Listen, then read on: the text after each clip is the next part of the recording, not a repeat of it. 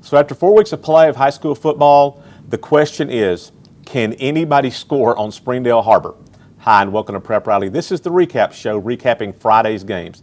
So we knew coming into the season, Harbor was going to have a great defense. They were loaded, but the team got a little bit of a jolt before the season started in the summer when star linebacker Oliver Naselli, when he moved to the central part of the state. That was a big loss for Harbor. He was, remember, the Defensive Player of the Year last year on the All-Northwest Arkansas Democrat-Gazette Division I team. So huge, loss for Harbor, it looked like, coming into the season. How was that going to impact their defense? Well, the question after 4 weeks is it's impacted them very little. Harbor posted its third straight shutout on Friday. They blanked Rogers High 49-0. They allowed the Mounties fewer than 200 total yards of offense.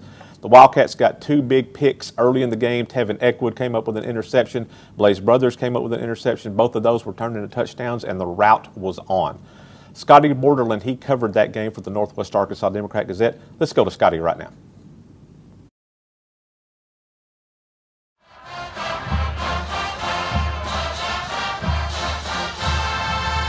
I thought our guys, I was real proud of our defense. They set the tone again. The turnovers, we got a number of interceptions. I was 3 or 4. And then I thought we had such a short field offensively. We were able to capitalize early, and we got them in a hole. And then I thought we kind of kept them there for the most part of the night.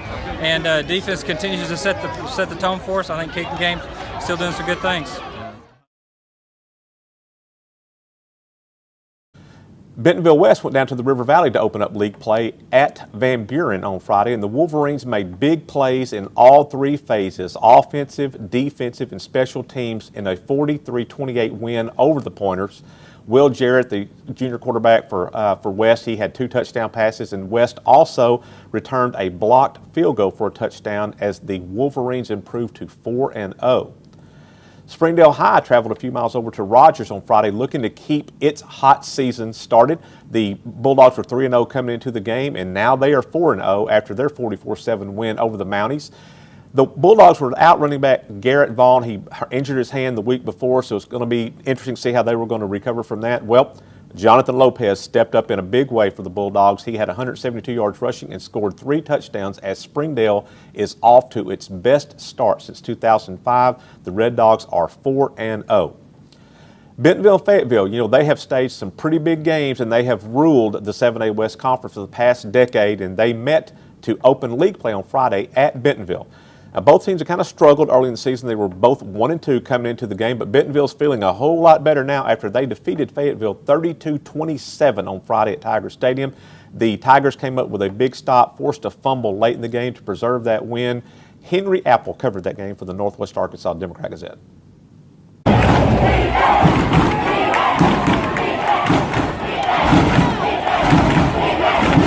What is it about the regular season?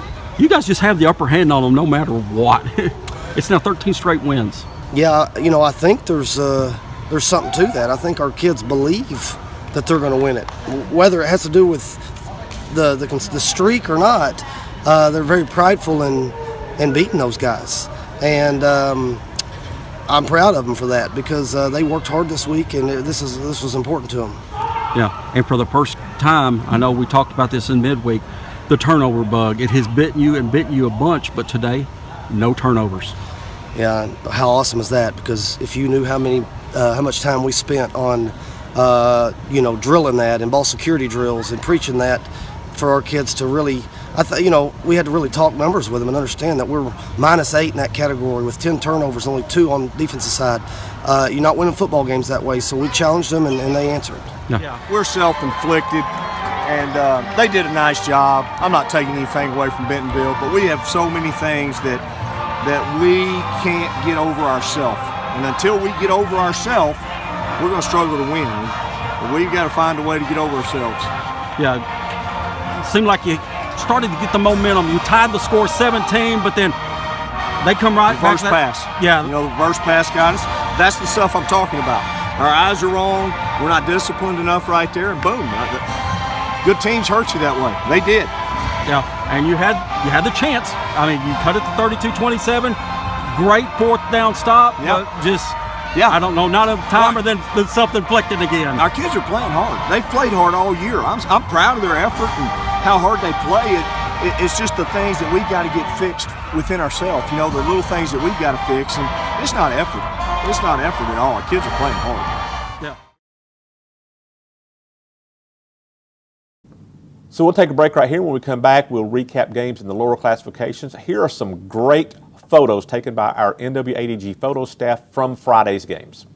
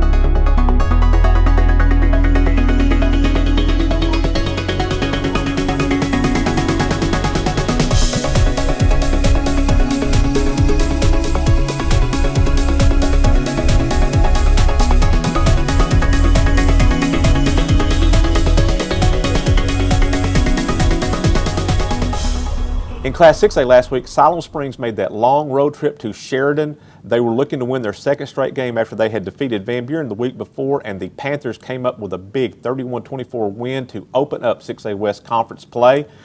And at Farmington, the Cardinals opened up 5A West play at home at Allen Holland Field. Caleb Williams had a big game for the Cardinals, rushed for 222 yards and scored 4 touchdowns as the Cardinals won 61-41 over Clarksville.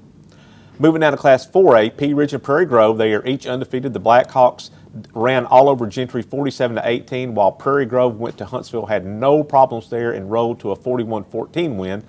Also on Friday in the 4A1, Gravette got 4 touchdowns from Austin O'Brien. They thrashed Lincoln 40-7, and Shiloh Christian went on the road to Berryville, and they got a 35-0 shutout win over Berryville as Landon Brown had 4 touchdown passes for the Saints.